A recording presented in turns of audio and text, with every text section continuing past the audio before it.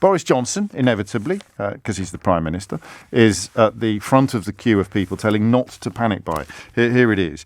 Boris Johnson has urged people not to panic buy after BP was forced to ration fuel deliveries and ministers considered contingency plans to put soldiers on standby to drive petrol tankers. It's all going very well, isn't it? Yeah, I have to say. The more you read into this, the more the advice is logically sound. But I wonder whether it's emotionally questionable. Logically sound, because the shortages of drivers, there's no actual shortage of petrol. And the number of service stations that are facing problems is relatively small. BP has 50, I think, out of 1,200 around Britain that are understood to be missing at least one grade of fuel. Several have temporarily closed while the company prioritises motorway sites. It's easy to understand why you'd prioritise a motorway site, isn't it? If someone's running out of petrol on a motorway, it's potentially a much bigger problem than if someone's running out of petrol near home. That's a broad generalisation, but I think it stands. And then some of the other chains have warned that they face similar problems, while other chains have stressed that they're absolutely fine. The fuel shortages are concentrated on London and the South East, although some in Dorset, Devon and the Isle of Wight also fully or partially shut after running out. About 300 vacancies for petroleum lorry drivers are out of an average workforce of 3,000. Now that's a worry, because the requirement to drive a petrol tanker is different from the requirement to drive normal HGVs. You need something called an ADR. As ever, as with everything linked to haulage and shortages and Brexit and all the other variables, I'm on a constant crash course in learning stuff. It's why Twitter is an absolute godsend, because where my phone-ins can't reach, Twitter can. It refreshes the parts that my switchboard cannot reach. And so I took a crash course on ADRs yesterday. They cost a few £100. I think, and I was looking up this morning what they are and what they do. It's a special extra level of training that you need to drive dangerous vehicles around. That's why the army would be trained to do it, because obviously, at risk of sounding rather silly, obviously army drivers drive dangerous stuff around like bombs and things. And various explosives. But as far as I could tell, and I don't want every phone line to be taken up with people answering this question, which is why I've left it a little later.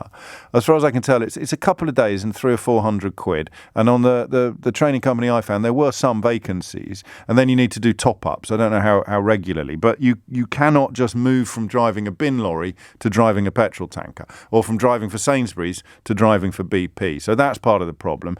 I don't think Grant Shapps understood that this morning, and I heard him being interviewed in various places.